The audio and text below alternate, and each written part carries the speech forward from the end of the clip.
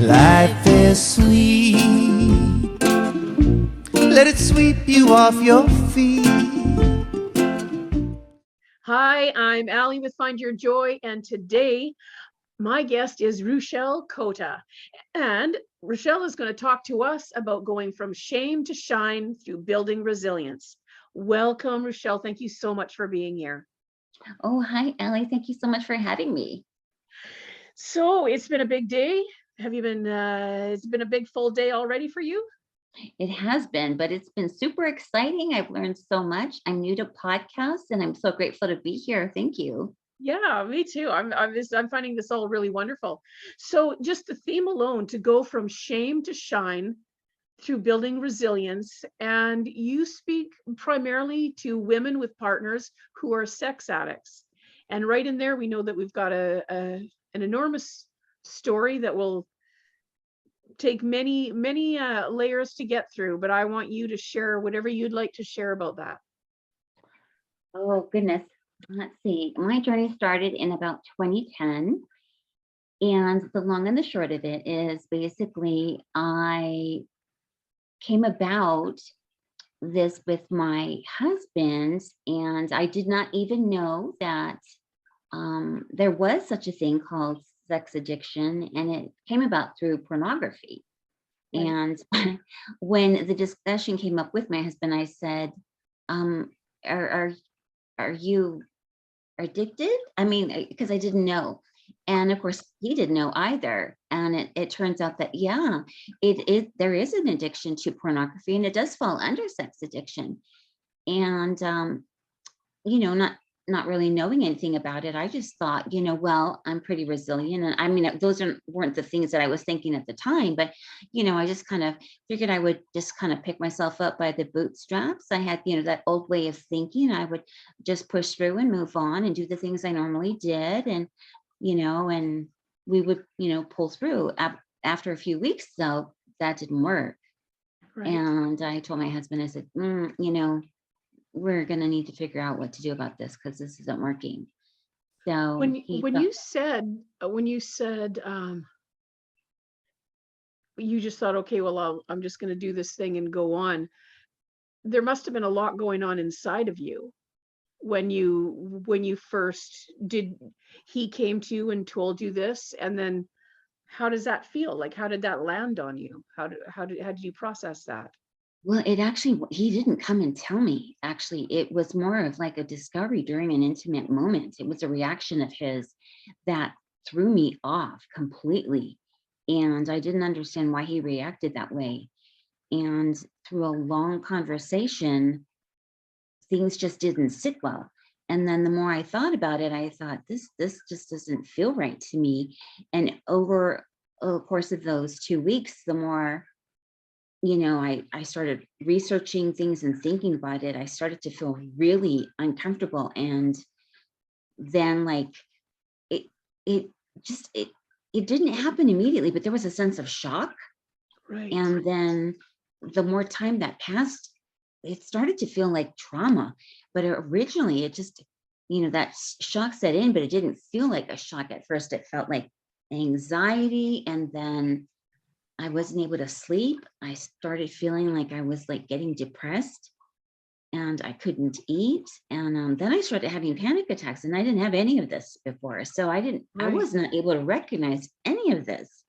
Right. And like I said, I just figured I'm just gonna, pick up and I've had a lot of adversity in my life. So I just, Right. I'm gonna do the thing I normally do. I'm just gonna push through. But like I said, it just was not working. I mean, Right. nothing was working. And I thought, we can't keep doing this. This isn't, this just is not working. So So did you feel, I don't know, did you feel bad about yourself? Did you feel angry at him? Did you wonder, like, what was happening for you when you say you're anxious or you couldn't sleep? Was there, sometimes we can get that rattling voice going on in our head, the accuser saying something to us that makes it hard. Were those kinds of things happening for you? they were, and it was really interesting because I didn't know where any of it was coming from. I didn't really have a lot of issues about like myself sexually. I didn't Right. feel like, oh my gosh, I can't do this, or maybe it's because I didn't look like that, or those kinds of issues. Right. Originally, that didn't come about. And but then I started wondering, because then I started realizing when I was thinking back over time, well, wait a minute, he didn't respond like, you know what, as a matter of fact, I'm the one that does this most of the, now that I Right. Then think you of started to this, play back yes. And and then things started to play out in my mind. And then the more I thought about it, the more I thought, wait a minute, is this about me? Oh my gosh, what is wrong with me? Oh, and then those questions start to play out. And, there's a list of them. I mean, I'm sure you could probably imagine, but there's a list I've of, had several of my own. yes, there's a list of them. And, and I'm here to say, first and foremost, it is never about the other person, whether it's a man or woman or however someone identifies, Yes. never about the other person. Whether that person who is affected by the sex addiction or not says it is, it isn't. It doesn't matter. But Right. it doesn't, regardless, even when you know it here, this is the longest distance from here, your head to your heart. You cannot convince yourself. It takes a long time, a lot of work, a lot of healing to really finally get to that point. And I think for probably, I can't speak for everybody, but for me, I wanted to be his pinup girl. This was my second marriage. We just started Mhm. dating again, and I was just like, we were going to get married. And I had like all these, I don't want to say dreams, but you know what I mean. And I was like, I Dreams wanted are to be, good. yeah, I wanted to be his pinup girl. And things were going really sideways. And so now I'm like, I couldn't even find the front door. I mean, we were literally like, completely discombobulated. And so yeah, anyway, we started couples counseling, and I thought that would be the answer, because I'm very solution based. He's Yep. very problem based, and I'm very solution based. And we did that for about, I don't know, maybe 6 months, to the tune of like over $2,000. Hmm. And that didn't work because you have to be serious about it. And, unfortunately, I didn't know this at the time. But, when you have an addiction, the very first thing that I have to do is you have to admit that you have an addiction. Right. And so one of us wasn't doing that.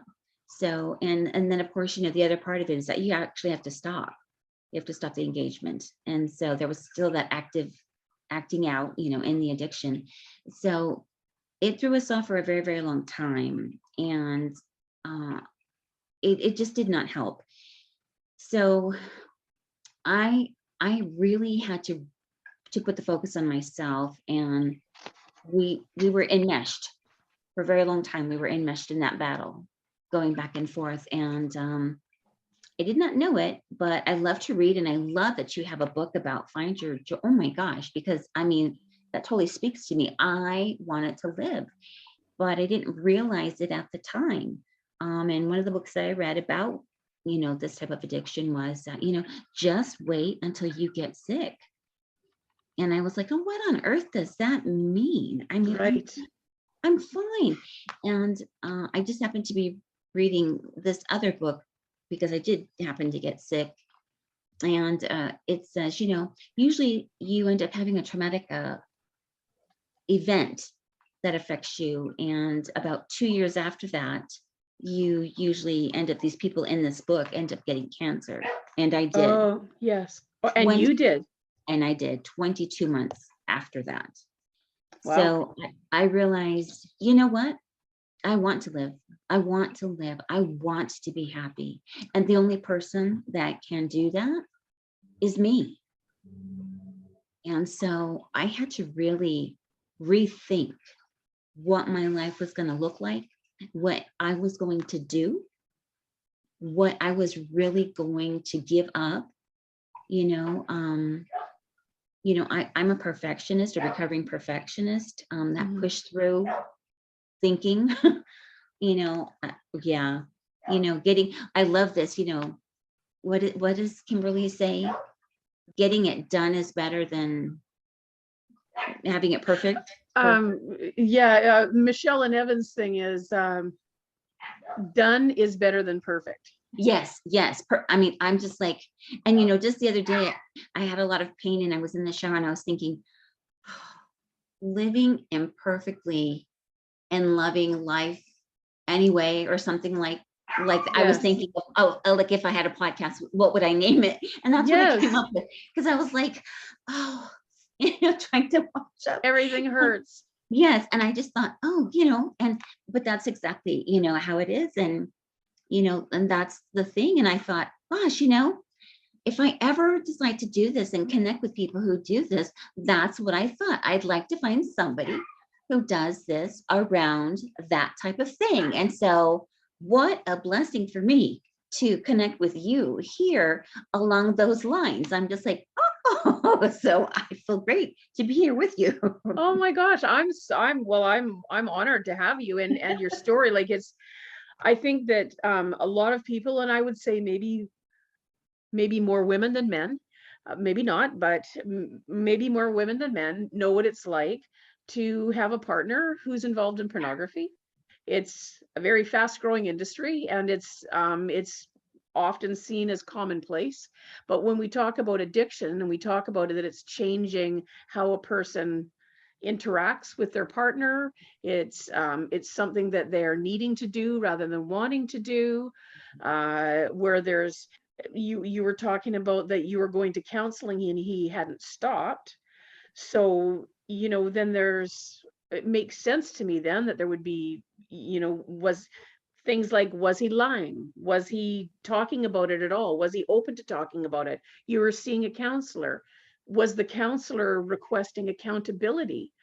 Like, these are the things that I would think, that would matter. That would matter if a person is saying they don't want to do it, or they got caught and they very much still want to participate in that. They would just rather you stop talking to them about it. You know what I mean? Addiction's It's true. addiction, that's Absolutely. it's how it works, right? It's so true. And there's so many things about it that I didn't know. And honestly, from the time that I learned about it, we're talking, oh gosh, it'll be 12 years in February. So things have changed. Even things have changed. The fastest growing demographic at that time was probably I would have to say the teens through the 20s. And I think once I can get what I'm trying to do on its, gain traction. Right. I really hope to try to make this a movement, because this is really scary.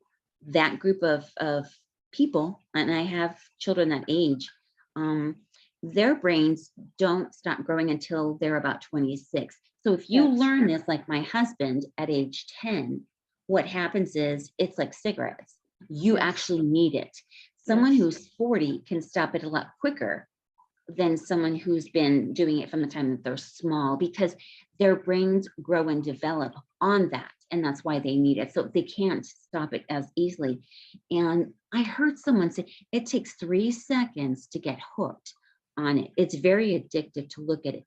I wonder, how is it that someone can get addicted and another person can't? But my concern really more so is the fact that so many people are becoming addicted. It affects people's ability to work. Mhm. It affects their ability to form relationships. That's the big thing, because those types of addictions are based on intimacy disorders. So they're not really able to bond well with their family members. Right. My husband loves our puppies dearly, and I love that about him, but he can't connect to me. Right. And that's tragic, Right. and how many people out there in the world are there like that? And it's very tragic. And with that, there's that rise of anxiety and depression, and it breaks my heart to say this, but suicide. Yes. And with that said, we also have the other side of that, where there's those coexisting addictions, such as alcohol, which we have, other drugs, Yes. overeating, gambling, or like with pornography. This is not for everybody, but that leads very often into other more dangerous behaviors within that realm of sex addiction, such as it could be cheating, it could be voyeurism, it could be dangerous behaviors in the park or what have you. And so Well, it makes sense, right? It does make sense that it does. it's a path that you go down. And if I go down a path, and at first there could be a little titillation, and then it gets a little bit deeper, and then Right. it makes sense that somebody continues on until then what is it? It's violence, and Mhm. it's teaching someone. It is scary to think of a person who's just coming into their own sexually would Yeah. be listening to things that are, typically, and again, I maybe a generalization because I'm not a connoisseur or an expert on this, but it tends to be demeaning to women. It tends Mhm. to be about control. It tends to Right. be about, humiliation. It tends to be about things that are all fantasy, and in a way that if a person actually treated you that way, if you had known what it was like to be treated kindly and intimately and in a loving fashion, you would be very quickly saying, "What the heck do you think you're doing?" And then Right. it makes sense then that that person who is now built up, that's the thing that they need and they crave and they want, that's what turns them on. Hmm. Now they're going to be so shame filled, Hmm. because now what do I do with this thing? What's wrong with me? Like, I can totally see how it can become such just a swirl down a very dark hole, where Hmm. you would then require, you're going to need to drink to shut that little demon up in your head, and you're Absolutely. going to need to do other things, and now I'm lying about everything. But and then you know what? and where do you go? You hit the nail on the head so beautifully, because that's exactly what it is. Because you know what? As that kind of addict, um, they think, if you knew me, if you really knew me and knew what I did or Yes. I do, you wouldn't love me. I'm not Yeah. lovable the way I am. Yeah. And there's so much guilt and shame around that. We, as partners, have guilt and shame as well, but it looks different. So nobody's talking about it. I really want to take all of that taboo and like the onion, you were talking about layers. I would like to take it and just unpeel Hmm. it, because Yes. if we could take that, because I think about many of these addicts as well, and I'm included, have been sexually abused, Yes. and it starts when we're young, but you've got to be able to get to that place where you can stand up and say, this is what happened to me. But many of us don't remember that. And so it's It's like true. there's a lot of that and so it's like, and I was afraid to take this on, because I thought no one's going to want to hear this. People are going to be like, Mm. shh, don't say anything, and then I thought, no, because I see people that I watch and I listen to. There are a few that are starting to stand up, but they're bigger in this market, and I'm like, Yes, but they started small one time. they did. And So like you said, everybody has their own side of it. Now, I think I'm a little bit more of the belief that many of us live at some degree with something inside of us, that says, if you really knew who I was, you would know I'm not enough, or I'm too absolutely, much, or I'm absolutely, fill in the blank of whatever it is. And I think yes, that's often, when that's an unhealed place, that's what drives yes. us to Mm-hmm. whatever it is: food, porn, booze, I mean, gambling, working too, like, Yes. there's such a wide, I mean, it's endless. That's the that's the fun part of addictions. You never run out of things to be addicted to, right? So It's true. it's so much, and it comes down to, am I enough? And then I thought too, so how do we start over then? I mean, ultimately it has to be, someone really has to decide they want to. That Yeah. it's, whether it's, there's different ways of calling it. Some people say a person has to hit rock bottom, and I would wonder or suggest that possibly everybody's bottom could be different. Yes. I would hope Mhm. that not everyone has to be almost dead Yes. before they, but Yeah. we've known, I mean, we've known people, right? You hear of it all the time. You see men, well, predominantly men, but I'm sure there's women too. But, I mean, they started off with, maybe looking at a book, then it started on internet, and then they were looking at porn, and then it got a bit more. And then before you knew it, they were looking at child pornography. Now you're in prison. Yep. Right. That, I mean, Yes. that's basically the line. That's Mhm. where it can go. And I understand that Yeah. maybe some people would never get there, but addiction's addiction, and it can Mhm. take you to some places. I think that uh Dr. Bill or whatever, the AA, the 12-step program, Yes. Mhm. talk about, addictions will take you to places that you never thought that you would go. Yes, they're progressive. They really are. And not everybody progresses, but the thing about it is many often do. And Right. even things that you know, the majority of the people in my family have all dealt with addictions. I've dealt with my own. I Right. know what it's like. So, and what did it take for me? Mm, they talk about uh, when your life becomes unmanageable. That looks different for everybody. And I got to the place where I just couldn't live like that. Yes. And it was a long haul for me to be like, I can't live like this, but I don't know what the heck to do to get my life to a place where I'm happy living it. It took me a long time, and Yes. then I was sick, and so.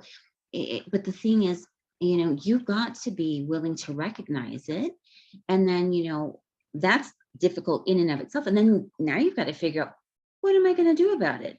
And Right. that's difficult. And trying to get your house in order, or stay focused and organized and disciplined at work. I mean, those are difficult in and of itself. Well, now you've got to manage your life. Oh, heavens to Murgatroyd. That's like trying to manage a 2-year-old. Right. It's like sometimes it's really hard. But that's the thing, they say, if you don't have time to take care of yourself now, well, you better make sure you have time to take care of yourself later when you're sick. This is so true. And I've learned Yes. this a few times over. And it's not just the body, but your mind really can get you into a lot of trouble. Yes. And I really understand the importance of having support, and not just any support. You have to have the right kind. It has to be positive. It has to be healthy. The people that you are around really need to be confident and comfortable in their own skin. They have to know their limitations as well. And everybody has to have boundaries. I thought a boundary was the fence line between me and my neighbor. I had no Mm. idea that I was allowed to have one. My mother never let me have a what? There was none of that. Right. And so, I mean, I really want to share a lot of what I know with people, because I would like to help them. I really don't want anyone to have to go through what I've gone through. But Right. unfortunately, that's going to be the case for many of us. But the thing is, if I could help one person, to Ah, me, it means, you know what I mean? It means the world to me to have that opportunity, because so many of us are out there suffering. And if one person would just join a hand with me, and then if we could join hands with the next person, I yes. think it would make a huge difference. And it takes time. I mean, we can't do it overnight, but with everything going on in the world and the pandemic, and we're being required to stay home because of all this other stuff going on, my thought is, and you hear it in the news, how many people, anxiety and depression are on the rise. Unfortunately, so is suicide. I look at the news, and younger people are now doing this, and my Yes. kids, they tell me more often, um, oh, my friend just, and I'm like, and each time I hear it, I want to cry, because I think I'm afraid to get out there and start this business. And each time that fear comes up for me, that's one more person, and it's Right. like, I just need to If do you this. can And reach out and yeah, you start to do that. So for you, um, was there a place where you got to, so you were feeling, you had your own shame and your own insecurities, and I'm guessing rejection and betrayal and all kinds of feelings that can come up through this. So what did you do to get from basically, like with anybody in any addiction in a relationship, there's a place where a person needs to shift from, I'm actually carrying that person's addiction because I'm wearing it in my own shame, a thing that has nothing to do with me. I'm wearing it like my own coat, and it's not my coat. And so then we take that coat off and say, okay, so I have hurt feelings, but none of the shame is mine. I feel rejected, but none of that addiction is mine.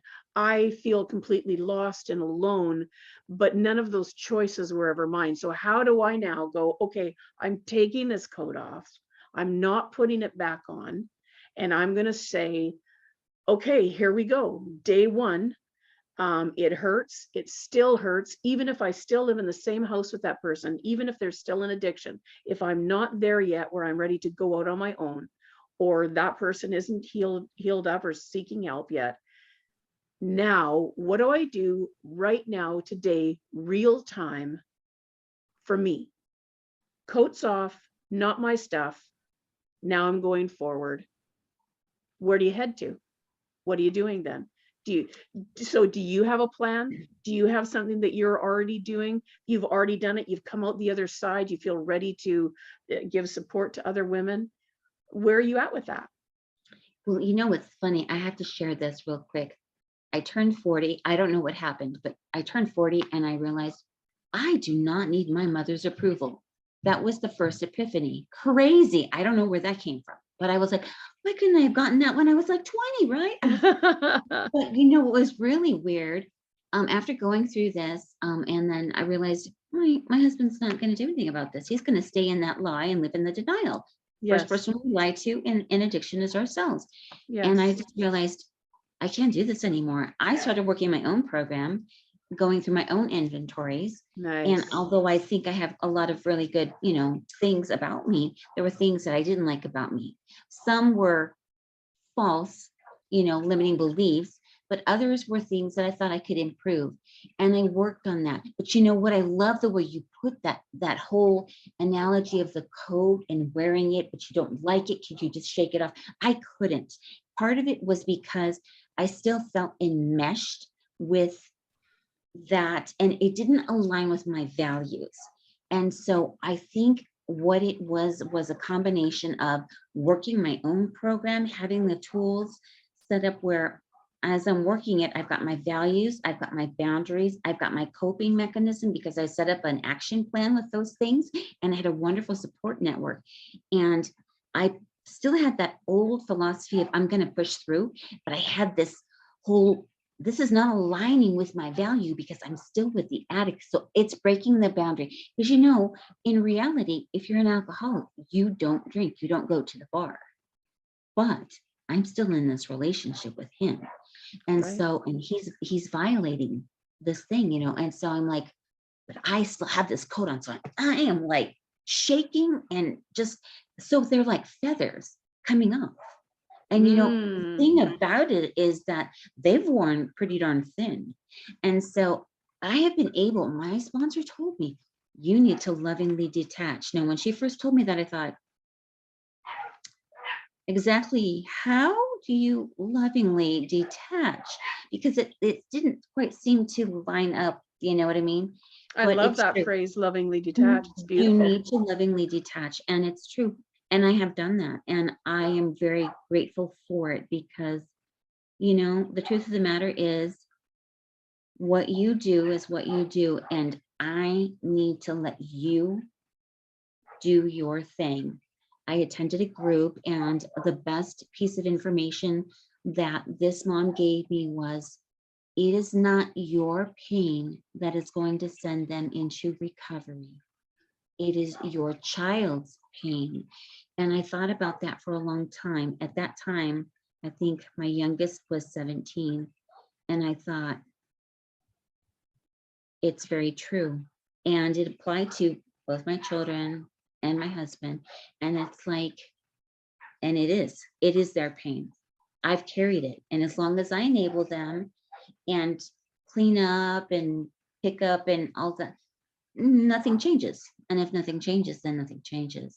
Right. So, and that's the thing, as long as I carry it for them, my life is miserable and unmanageable. They're not getting any of the consequences. I'm making myself sick and tired, and they're not. And so I want to help people who really need it. I want to give my love and investment to people who cannot help themselves, and Right. who are going to do something with that investment. You know, So you're talking about working with other women whose husbands are involved in pornography? absolutely, Yeah. absolutely. I Okay. would love to do that, you know, Okay. and Awesome. And what steps are you taking towards that? Like, what are there? Is you have a plan? Are you already there? What's that happening is with that? Because that's that is exciting, right? That's yes, exciting. that's what I'm trying to figure out.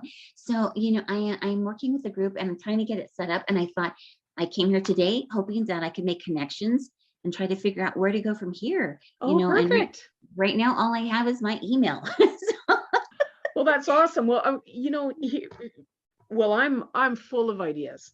I'm the awesome. idea girl. So so Outstanding. so I'm going to say this right now. If because you're at a place already, so your own recovery is stable, and you're feeling good about where you're at, and you're wanting to reach out and connect and be maybe supportive and supported, and somewhat of a like a group, a support group of sorts. Am I hearing that right? That's what you're looking for? Yes, yes, because you know You'd there like are to people. create it. You'd like to Yes. be able to create something like that. And so, there are several things I'm thinking that might be helpful and maybe not. So I'm just going to say a few things, and you can tell me what you think. And anybody who's listening right now, maybe you're in the same situation and you're trying to find a way out. And right now there's lockdowns going on, and you're trapped in a house with a person who, if they were Mhm. in addiction, the chances that is escalated is a high probability, or Yeah, at least a possibility. And so absolutely. there's a lot of things, but you know what's really great? There are online groups where you can reach out and get supports. The other Mhm. thing is there's online courses. So I would strongly suggest someone who's interested in getting into the helps, right?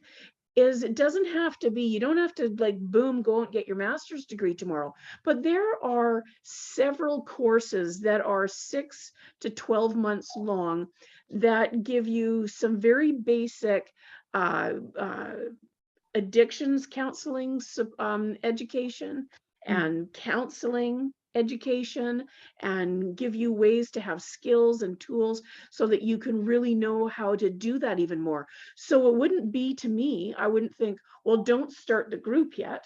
You Mhm. could put out feelers for the group. The group could start, and in the meet, if you want right now, or you can wait, up to you, right?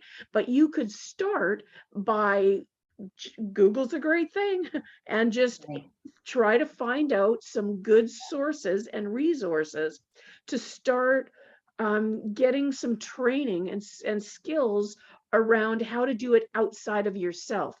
Because when we're in 12-step program, and then I just remembered, it's Dr. Bob and Bill W. Ha! I said Dr. Bill, and I thought that doesn't sound right.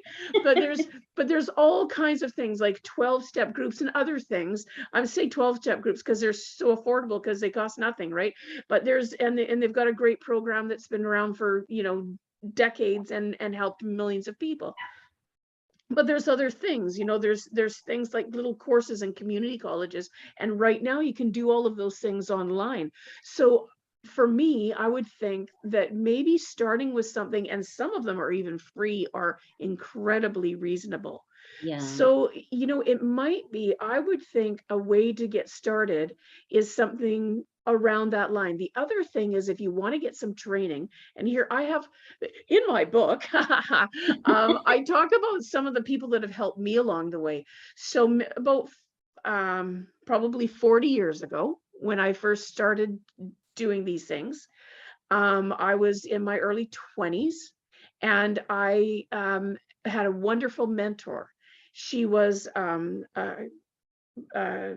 employment counselor, dealt with mostly women. And she said to me, go and start doing volunteer work. Find where you would like to be, and then go start doing volunteer work there.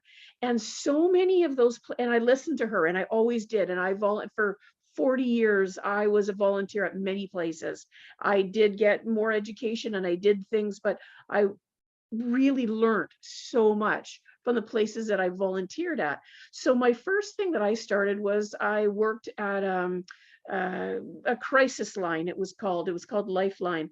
So it was suicide prevention and intervention, and community information and things like that. But here's the thing that they offered as part of your training was, it was either a 6 or 8 week program that taught you some counseling skills and Oh, some communication skills and ways to look for resources when people called. So I went to just do this, and that was, for me, that was the start. That was the thing that caught me. It caught my heart. I was so in love with learning how to communicate and learning what it would take to actually offer supports to a person that would be helpful, because until mm, then I had been doing, oh my gosh, I'm gonna, and then I saw this thing on Facebook. This was just very recently, and it was about if you were lost. Oh my gosh, I remember I just said earlier I'm going to tell a story, and when I tell a story, I can promise you I'm not going to look good in it. Here's one of my stories. So there was this thing that if you were out hiking and your phone, your battery was dying on your phone, to go onto your phone, leave a message telling people where you are, and then if you couldn't get a hold of them, and then they would phone and they would know that, and then someone would come and save you. And a friend of mine that I've had since elementary school just was like bold letters no across the thing, like that's the why are you going to use up any battery if you can phone somewhere? You're calling 911, you're calling anybody, you're not doing that, right? And it was so funny. And I remember thinking, well, I don't know, it seems like it could be helpful, but see, that's the thing, I didn't know. And it seemed like it could be mhm. helpful, but it actually would be very harmful. But I didn't, she said that, she told me that. And at first it still took a little while to click in. I was like, well, I don't know, maybe if you did both, it seems right to me. But no, it was wrong. It was wrong, wrong, wrong. And so much was the same around learning how to be a support person, a counselor, all those things. It took some practice, it took some training, it took a little bit of education. And I'm not talking PhDs, I'm talking, every 6-week course I've taken, or diploma or certificate or whatever, they've all added just a little bit more to the tool belt. Right. So, for what it's worth. Well, thank you for sharing. I really appreciate that. One of the goals, and I'll just wrap up real quick. One of the goals that I'm hoping I can work out is because there are a lot of places that don't have these meetings. The 12-step meetings are free. The biggest problem that I see with them is that they're not all over. Yes, you can call in, but what I've noticed, and this was my problem as well, there's a lot of shame and people don't want to do that. Right. But I'm hoping that I can work through some of that by getting myself out there more. But with Zoom, I'm hoping that more people have access nowadays, because things are a lot cheaper, and maybe more people who don't have access to the face-to-face meetings in a lot of the rural areas will have access through Zoom, and they can be Absolutely. online, and I can get these people who would be willing to meet, have little groups organized, and then they could be self-supportive for the support groups that they need to grow, maybe work on some things together, you know what I mean? And kind of get through that path, because you need that support, and I'm not sure how it's going to continue. And it'll just depend on how many people I can get to work with me, maybe on this Yeah, path, because I I'm think not that's planning on awesome. doing, yeah, I'm not planning on doing this by myself, because this is not a one-woman show. It's not. And I think that from what you've described to me, you've come so far and you're doing so Oh, amazing. And I love your heart in it. I love too that the light from behind you is shining like a little halo around you. And I thought, oh, that's so lovely because you're so precious. oh, So thank you. I would really suggest finding ways either to start or to be in a support group of some sort, and just getting out there and taking some courses so that you get what's the word I'm looking for? So get the support, the education, some training, some experience and skills behind you, so that you don't tell people that if they're hiking, they should leave a message on their Right. answering machine, because apparently that's not the way to go. I would have probably done that myself. I know, it's so funny, but I love what you're looking towards. I love where you've come from, Oh, and it's amazing to me that you were able to see that you were putting together. You were making yourself sick, that you actually got to a place where 22 months later you're battling cancer. And I meant to ask you, how are you doing? it will be 10 years. 10 years. Oh, And thank goodness. That's yeah, in beautiful. January. So I'm so grateful because who would have thought, and my mom had breast cancer and she made it 10 years, and she passed away from heart failure. So this right here, I think about those landmarks and those Yep. hallmark days and those all of that big stuff, and I just think to myself, whoa, okay, so this is that 10-year mark, I'm like, no, I've got to, because I know what happens if I don't stay on that path. I don't want to have cancer again. I No. was very lucky. So it's like, and it's just really important, because the earlier that you can catch it here, the quicker you can stop things here, and I Yes, don't mean just absolutely. here, but I mean, Yeah, all I know throughout what your you body. mean. Hmm. So Our thinking and our grief and our shame can be very yeah, toxic to our bodies, and it absolutely. can. It affects I, no, go ahead. I wanted to ask you one more question. what? Um, so now we're talking 12 years after this all began, right? This has been a 12-year journey. Is it okay if I ask where are you guys Yeah, at now? Is he in recovery? Or are you together? Or are you, like, what's going on? we're still married, but we don't really have a relationship. Right. He has not gotten um into recovery. He let his alcoholism go really bad. And I think he still does look at porn, on occasion. Like I said, he's gone through several different addictions, with like tobacco, whether it be chewing or smoking, eating, and it's, again, it's just like I've learned the art of detachment, and he had something happen to him recently, scared the hell out of him because he was Yep. drunk at the time. And, I thought, well, let's see what happens, We'll see. and that's the thing, that's all you can do, Right. because, the difference now is that I did put some boundaries, harsher boundaries in place, because it's like, I don't want that for me. Because Right. as we're not getting any younger, We're not you know, getting any younger, nope. and it's so true. And I'm gonna, knowing that you're still in that relationship, and that he's still in active addiction, I think it's going to be even all the more important that you take some of those courses online, that you Mhm. find ways that you start to feel so much better about yourself. I mean, he's there and he's doing whatever he's doing, and far be it for me to give you any suggestions about what you should do in terms of your relationship. I Yeah, would say that building yourself up, making right, sure that you are stronger, making right. sure that you feel completely centered, balanced, empowered going forward. If you would like to work with other women that are Mhm, in that situation, I would suggest getting into a group that's already existing, mhm, basically because he's still in addiction and you're still there.